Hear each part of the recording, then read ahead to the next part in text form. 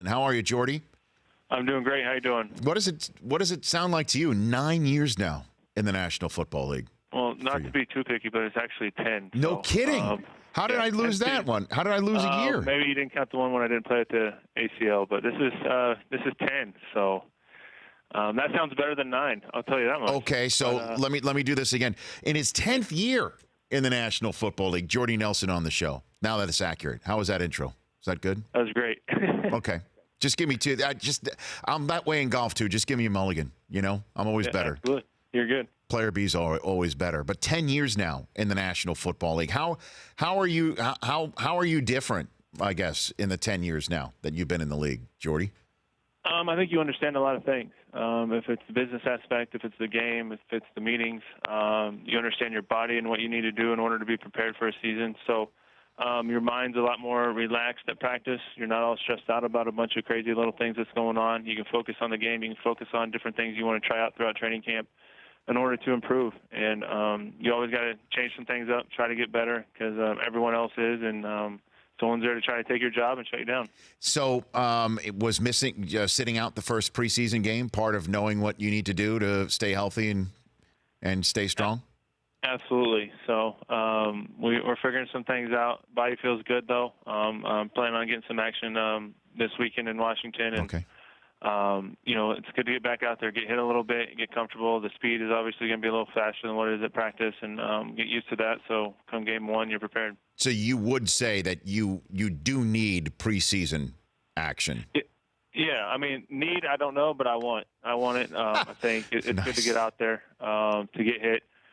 Going into last year when I hardly did any training camp and didn't do any preseason, it's different out there. You haven't been hitting, especially coming off the ACL. I hadn't been hitting over a year, and so it's a little different. And so you kind of get a little taste of it, get out there, get your feet wet a little bit again, and get some adrenaline going and work on that conditioning because there's nothing like game time conditioning, and make sure you're ready to go. So if you could wave a wand, what would be the perfect number of preseason games for you and for most of your colleagues in the National Football League, best you can tell? I keep going back and forth on it, to be honest with you, because part of my thinking, too, is if we take away preseason games, it's just going to add more practices, and I don't think any guys want that either. So, but if you look at our organization here in Green Bay, we keep a lot of late-round draft picks, a lot of undrafted guys, and then they get plenty of opportunities through practice and games. I could see going down to 3 maybe, but my issue with that is training camp's probably still going to be the same, so lengthwise. So unless they're cutting a week off training camp, I don't want to cut any games. I don't think they're going to be cutting a week off of training camp, Jordy. That's my worry. So, to be honest with you, you look at last Thursday, the day before is light. The day of the games, for the veterans, it's light. The day after is usually off. So if you take that game out, those are probably going to be 3 practices. So it's another way to, honestly, for the veteran guys to take care of their body and make sure you're ready to go because you'll get the 2 probably middle games, or if you had a little bit in the first game, it wasn't much. So that's kind of my mindset. So I think we need to be careful as players that we don't dive into getting rid of preseason games and keeping camp the same. And we do more practices instead of games. And I'm not a big fan of the dual practice when teams go against other teams because, to me, it's a preseason game. How about this then, Jordy Nelson? Let's just let me help you, okay? Let's just do away with preseason, and we do away with the regular season as well, and just stipulate that the Packers will have high expectations and Super Bowl hopes. We'll have a couple of tight games in the first weeks of the season. There will be a midseason trough where everyone will wonder what's wrong with the team. If Aaron Rodgers has a good relationship with the coach, he'll tell everybody to either chill or relax and then go on a superb run for your team. Why don't we just stipulate that's going to happen too? What do you think? Yeah, that works out. It makes things a little stressful, but at the end of the day, you want to be in the playoffs and give yourself an opportunity, and that's what happened. So it seems like, did I honestly describe most of your 10 seasons in the National Football League? Very close. We usually have a little lull. Everyone freaks out. Obviously, in this organization, we have expectations for ourselves, and sure. the fans do as well. But in the inside the locker room, everyone's calm. Even last year when we were whatever a 4-game losing streak or whatever it was, and we didn't freak out. We stayed true to who we were. We kept working, and we just knew we needed to get over a hump. And when we did, things started flowing for us. Well, I know what it was like for me sitting on a couch or in a studio watching 12 perform the way that he did. I've done this football only thing with the NFL Network now 14 years, 15 seasons. I have never seen a quarterback as red hot and walk the walk after, in a way, talking the talk by saying everyone should relax, quite like Aaron Rodgers. What was it like for you to be on the business end of a lot of these throws, to be in the meeting rooms, to be out on the field with him, Jordy? To be honest with you, it's nothing different than weeks before. It's, as an offense, we're a group. I mean, when we are clicking as a group,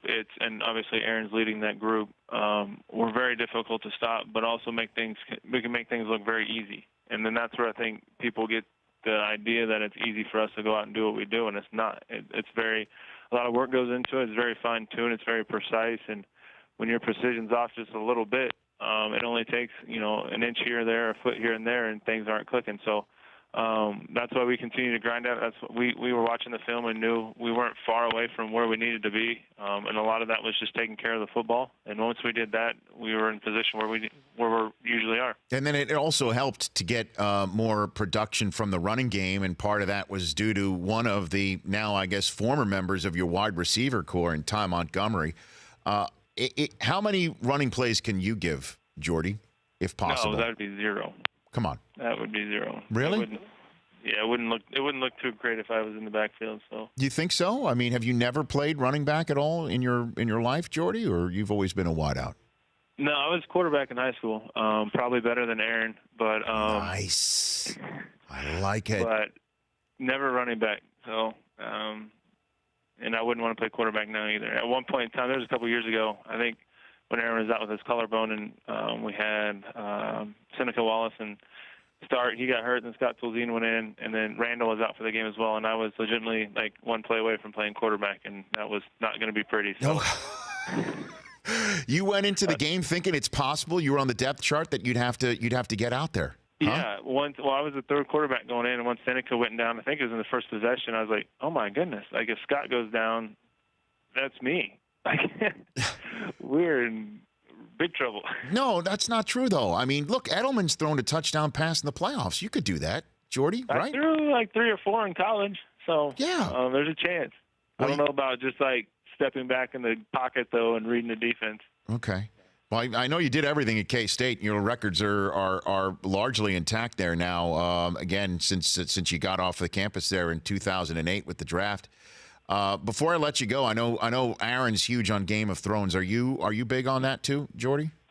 No, unlike Aaron, I have 3 kids at home, so it's more PBS style and Disney Junior. So if you want to talk some Wildcrats, okay, Mickey Mouse Clubhouse. Oh, I can. I've got Cars. Cars 1, but not 2, right? Yeah. Have you seen Cars 3? I have seen. Cars 3 is pretty good. It's better than 2, but not as good as 1. I would rank it Cars 1, Cars 3, and then Cars 2, very bottom. Yeah, absolutely. Very bottom. I wouldn't even come close to Cars 2. I wouldn't even. I'm throwing that out. I'm just saying that's not even part of the mix. I think we've seen Cars 1 like 700 times. We've seen Cars 2 like twice. But I don't want to show off, Jordy. But I've got a 9, 6, and a soon-to-be 4 at home. Okay.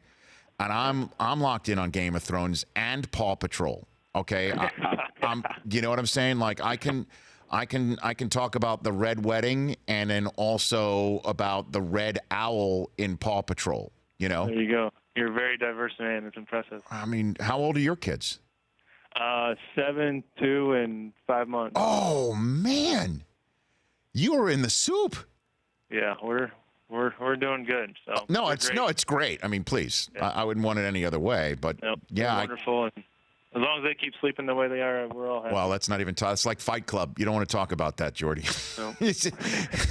Hey, look, have a great season. We'll catch up with you down the line and say everybody to in Wisconsin for us. Okay. I appreciate it. Thanks for having me. That's Jordy Nelson, Packers wide receiver, here on the Rich Eisen Show.